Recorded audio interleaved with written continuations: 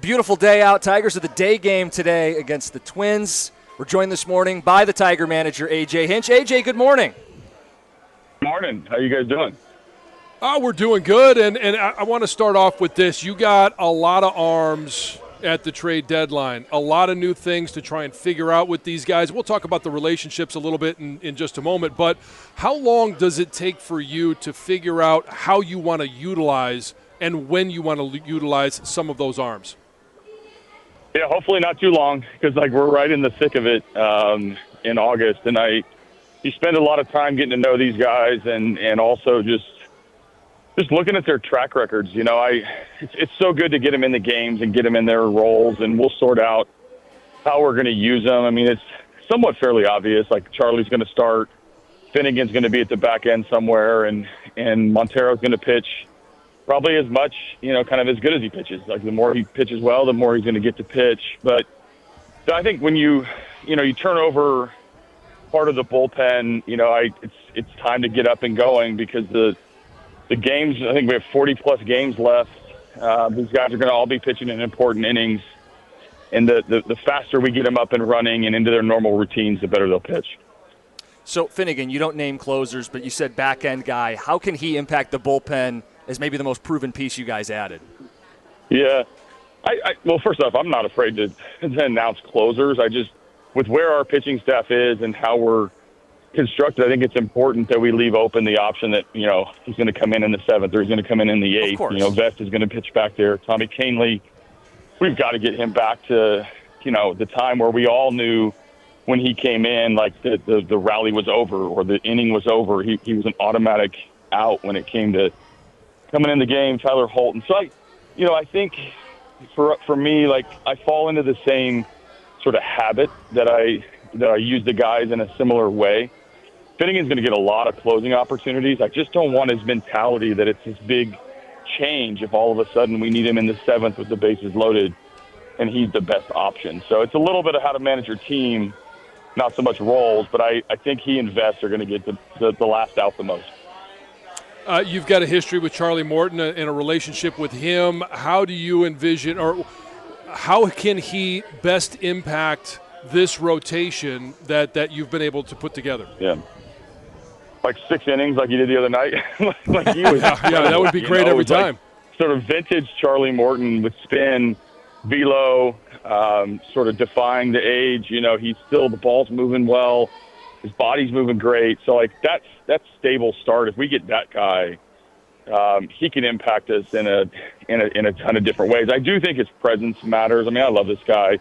My history with him is well documented, but I believe in the person, and if we get that kind of production, which has been how he's pitched for 10 or 11 starts prior to the deadline, that stable part, when we lose Reese Olson, obviously we've had a couple starters have trouble getting deeper into the game. It's nice to have that presence of the guy that's been there, done that. He did not even blink whenever, he was in trouble the other night on Sunday Night Baseball. And that comes with experience, and he can handle it. How does the individual that he is, not just the pitcher, but the individual and the experience, how can that impact some of the younger pitchers on your pitching staff? Yeah, I think just the steady approach. I mean, listen, he walked in with 18 years of Major League service. So, that alone, I think, will get everybody's attention. When they put up that stat the other day where he was making his 400th start, and it's, Scherzer, Kershaw, and Verlander.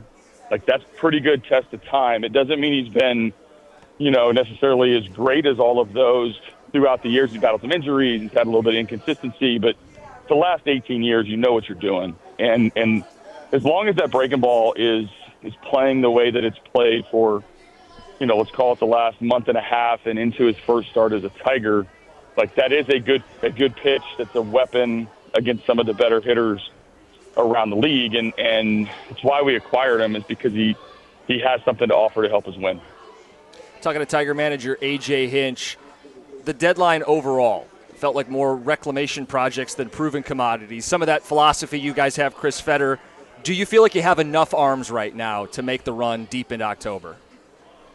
Yeah, I think we have a lot of arms. I think I think it's always interesting, the emotions that come, with the deadline. Our team, really did handle the unknown pretty well. I mean, I think there was a lot of talk and a lot of curiosity leading into it. It was the first time that this group has ever been around a team that's trying to add pieces, regardless of what those pieces are or where they're going to play. So that was a new experience for our guys. But when you look at, as we get healthy, I think that's going to be super key. Like, Paul Sewald is pitching the World Series. Jose Urquidy is pitching the World Series. Like, those are names that aren't necessarily at the top of people's lists of waiting for them to come back, but they're key pieces to get to the finish line of a game and get to the finish line of a season. So, obviously our team super excited to get to know a lot of these guys. I mean, the way the deadline's covered, I think just brings a lot of passion and a lot of anxiety and a lot of curiosity and a lot of answers from the outside. And that's our job now, is to get this group to back being a team. We've won, 5 of 8 after going through a section of games that I don't really want to talk about anymore. Like, it wasn't fun, but I think this team, knows we're in a position, to win this division and get into the playoffs and go deep into October. We've got to handle what we're doing now. We got a lot to do to get to there, and the opportunity is right in front of us. On the offensive side of things, Riley Greene, it's been a tough 3 or 4 weeks. The ratio the rate that he is striking out has been a topic for us. How concerning is that for you, and is there anything that he can do to correct that? Yeah. Well, concerning is a tough word. I mean, obviously I don't want this guy swinging and missing. I don't want him punching out. I mean, the concerning part is because it doesn't have to be part of his game. Like, when we look at Riley Greene and his impact over the course of the year, and you look up at the scoreboard, if we didn't list the strikeouts, you'd be like, man, this guy's having an incredible season, all-star, big production, hit in the middle of the order. And then the strikeouts creep up. I didn't really see it coming to this extent. He's going to be better for it. I've seen players in my time who have gone through these stretches of, whether it's selling out for power or whether it's getting a little bit into swing mode. And, when the team was struggling, he's trying to do a little too much because he knows he's the center part of our lineup. All those things kind of hit him, and he's had a really hard time getting out of it. So I think he will. He's too talented and too good of a hitter not to. And we've tried to get him to kind of take a deep breath. Yesterday I gave him a full day off. I mean, I was going to use him in the 9th inning if he was part of a tying run type thing. So I obviously still want him a huge part of this. But the mental break yesterday, I'm hoping, will lead to him just ball and play moving forward. And then when he does that, he'll hit it to the 20th row, or he'll hit an opposite field ball that continues to carry out of the ballpark. So we need Riley Greene. He knows that. Right now, it's been a little rough. Beyond just the last 3 weeks or so, lefties have really eaten him up this season. You guys are big on matchups. Would you be in favor of not a full platoon necessarily, but giving him more off days against lefties? Would you be in favor of giving Carp some of those at bats? Because again, he's hitting right now and not striking out at the same clip. Yeah. Yeah. No, I think those are all fair questions, and I will see how it plays out. I think that we face Kikuchi this weekend against the Angels. They'll both probably be out of the lineup on that Sunday, but I think you're always kind of paying attention to what it does to your lineup and what that advantage is to having either guy off. The one thing that Riley has consistently given us is defense, and I think that's the part. Carp, I've had a hard time keeping him on the field. So, there's other things other than the one at bat against lefties that I have to weigh, but we'll see how it plays out. It's all about the group that I have on the bench and the confidence we have that they're the better matchup at the beginning of the game, and then finding Carp at bat in there or finding Riley in at bat off the bench, kind of see how it plays out.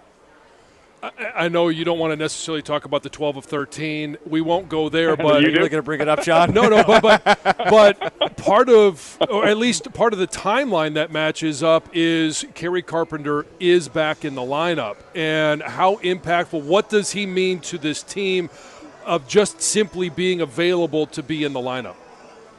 It matters a lot, and it matters because of the presence he has, and specifically when he stays in the strike zone. Like last night's at bats were pretty good. The last couple nights where they're 4 and 5 and 6 pitch at bats, he's not chasing. He gets into swing mode a little bit. He's always one swing away. And what I notice is just how differently the other manager manages against our team. And sometimes I stack Riley and Carp. Today I'm not. I'm putting Torque in between them. But I think it's important because he's the guy they circle. Because he knows, we can separate like we did the other day. We can come from behind if all of a sudden, he gets a good pitch to hit. And that second and third time through, I rarely see their bullpen quiet.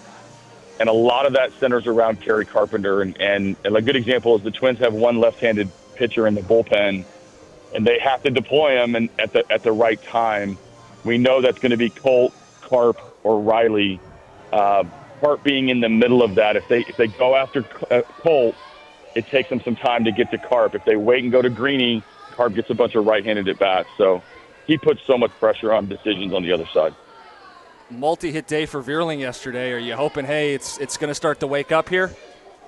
Yeah, we need him. We need him, and obviously had some couple tough plays in center field that he was pretty bothered by last night. And I think, he was late to the season, but we got to get him going and get him playing. I mean, part of my confidence, having the left-handed bats on the bench is the emergence of the right-handed bats. I think Jahmai Jones has done a really good job against left-handed pitching. Andy came back up, has had his moments against left-handed pitching. Vierling seems to be a really key for us to be a strong player against left-handed pitching, because that's how our team operates. It's also how the other team attacks us. So hopefully last night will give him a little bit of boost of energy and confidence that we know he can impact this team.